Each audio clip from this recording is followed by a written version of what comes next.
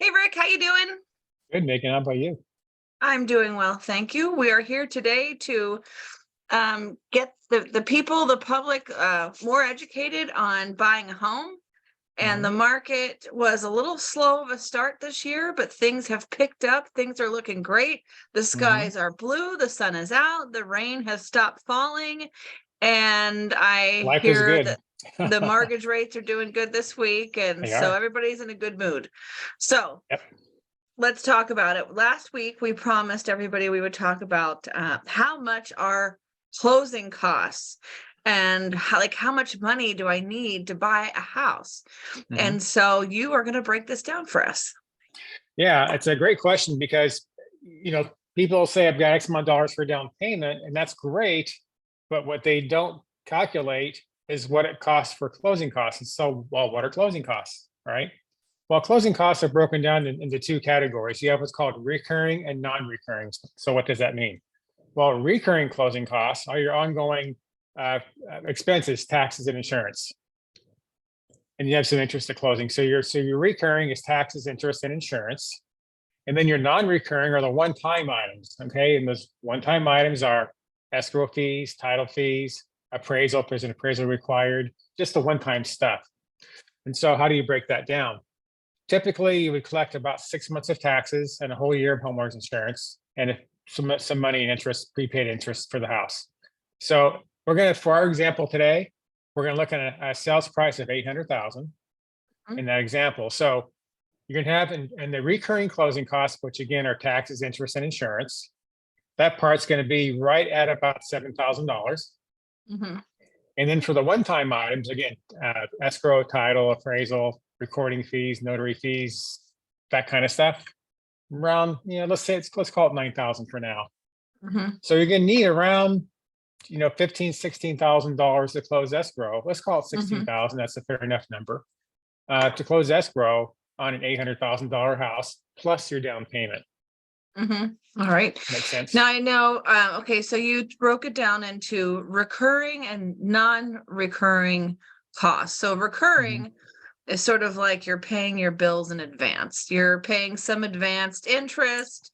You're Mhm. paying your taxes in advance, your property taxes, and your homeowner's Homeowners insurance. insurance. Mhm. And so then the non-recurring are fees that it costs to have all these people work on your escrow and make sure everything's cool. So it's title Mhm. fees, escrow fees, appraisal, that sort of thing. Okay, so that all makes Yep. sense.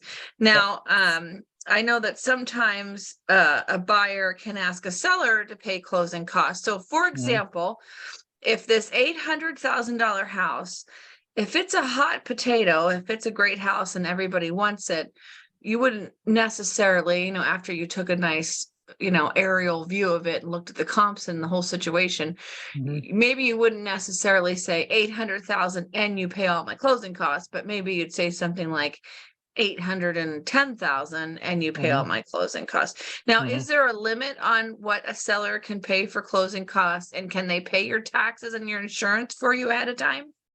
Great question. Great question. Yes, there is a limit, but we never reach that limit. The limit is 6% of the sales price. What the heck? Who is charging 6% of the Yeah, sales that's price the to the limit. Yeah, Well, if that's someone was crazy. doing they're doing a big buy down or something or whatever that might be. So the 6% or the limit is not really it's never an issue. Yeah. And the second part of your question, Megan, I'm sorry. Was see if you could ask the seller to pay your closing costs, Mhm. how much could they pay?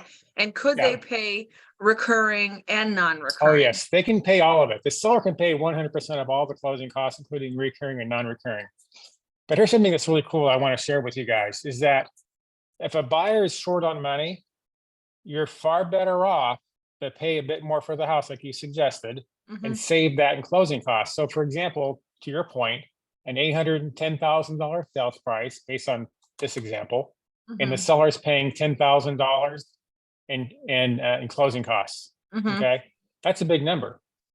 However, the difference in the monthly payment to the home buyer is about $60 a month for that Hmm. $10,000. Okay, so the trade-off is you're getting $10,000 worth of items paid for you in exchange for about a $60 trade-off in payment.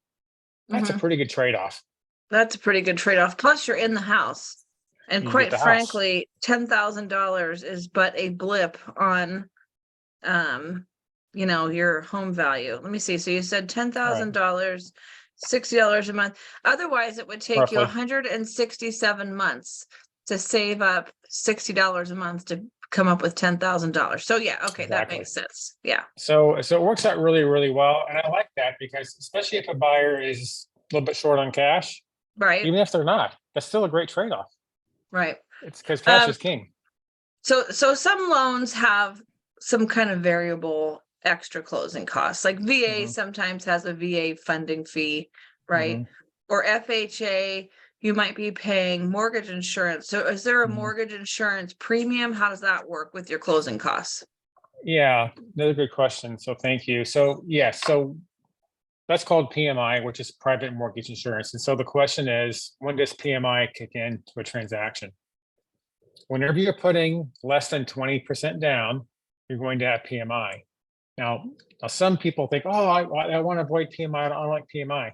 Well, they say that because many, many years ago, PMI was a lot more expensive than it is today, a lot Mm-hmm. more expensive. And so they don't want that expense. In today's world, the PMI is really, really affordable. So let's go back to our example. Mm-hmm. Um, let's do a 10% down instead of 20% down. Okay, Mm-hmm. so if you're putting 10% down, that's going to save you $80,000 a down payment compared to 20% down. Mm-hmm. So then the PMI in that example is about $126 a month. That's it. Mm-hmm. Now, Mm-hmm. 10 years ago, that would have been about 250 a month. Right. Now it's 126. So look at the numbers. You're saving $80,000 in closing costs or down payment, I should say, for a trade-off of $126 a month, and you're going to Mm-hmm. get the house. And so the Mm-hmm. $126 is not a huge number compared to being able to be a homeowner. Now, Right. the next question is well, how long do I have to have the PMI? Mm-hmm. Well, the great answer is the great news is it's not forever. Mm-hmm. So on a conventional mortgage, when here's the requirement, you've got to be in the home for 2 years. Mm-hmm. So after 2 years, and once you reach a certain amount of equity, you can request to have that PMI removed. Mm-hmm. I would say on average, people will be in a home for about 3 years before they remove the PMI. Yeah. So they have plenty of equity. Yeah. And some That's, people, the last property that we bought, we yeah. had PMI on, and I said, no problem, because ultimately we wanted to buy the property and it Mhm, was a small price to pay to keep cash in our pocket. right. And we were Mhm, able to get rid of it pretty lickety split. mhm, and then now we have, we wouldn't have been able to save money as fast as the house was going up in value just to avoid our measly little PMI payment every month. yeah, yeah. That was smart for sure. Yeah. So, okay, well, this has been a lot of great information. So, pretty much the bird's eye view of this conversation is that based on an $800,000 house or a $900,000 or $1 million house, that you are going to pretty much have the same amount for closing costs. It's a little Mhm, over 1%, and that covers your non recurring closing costs, your cost to correct. buy the property, your Mhm, escrow fees, title fees, all this kind of stuff, appraisal, mhm, that sort of thing. Then the other set of fees you're going to have are your recurring fees, which are going to be paying your bills, like your property taxes and your homeowner's insurance. mhm, So those are a little bit variable, right? Depending on right. if you now who's not required to bring in all this extra money for your property taxes and your insurance. Does everybody have to do that? What if you're putting 50% down? Do you still have to bring in that money? Yes. Yes, great point. It doesn't matter what the down payment is, you still have that expense. It's an ongoing expense regardless. You can put 3% down or 30% down, you still have those property taxes and insurance that still come due. Right. So, but do you have to pay that 6 months ahead of time through escrow when you close if you have a big down payment? You always have the option, regardless of down payment. You can do a 5% down, whatever you want to do with that. But it doesn't save you a whole lot in closing costs. It might save you 3 months of taxes, it might save you a couple, 3,000 in closing costs. Hmm. Yes, you can do that. But for most home buyers, the challenge is that rather than pay that as taxes and insurance and your monthly payment, you pay that as they come due and you pay them on your own. So Mhm. for example, those taxes come due every 6 months. Mhm. Okay. In our example, every 6 months, you're going to get a tax bill of around $5,000 to pay at one lump sum. Boom. Mhm. Every 6 months, pay $5,000 check. Then your Mhm. homeowner's insurance comes due every year. It's about 1,200. Write a check for that Mhm. as well. So it's easier on the budget for most people, frankly, Megan, to include the monthly portion of those taxes and insurance in the monthly payment. That way, when those bills come due, it's paid automatically. It's like a set it and forget it kind of a thing. You don't have to Right, worry about paying the exactly. bills. Exactly. Yeah, I like that. We do impound accounts ourselves because, Yeah. we're sort of giving the county a lump sum ahead of time, Mhm. basically, but at the same time, it's one less thing to worry about in a world of lots of worries. So, That's a good thing. well, good. I hope everyone's brains are intact still after this. And if you ever have any questions about anything we talked about, just message us. We're here for you. And we haven't talked about our topic for next week yet, but we will have a great one. I promise. Very Right? well. Thank you, Megan. You bet. All right. Absolutely. I'll see you next week. Thanks. See you, Megan. Take care.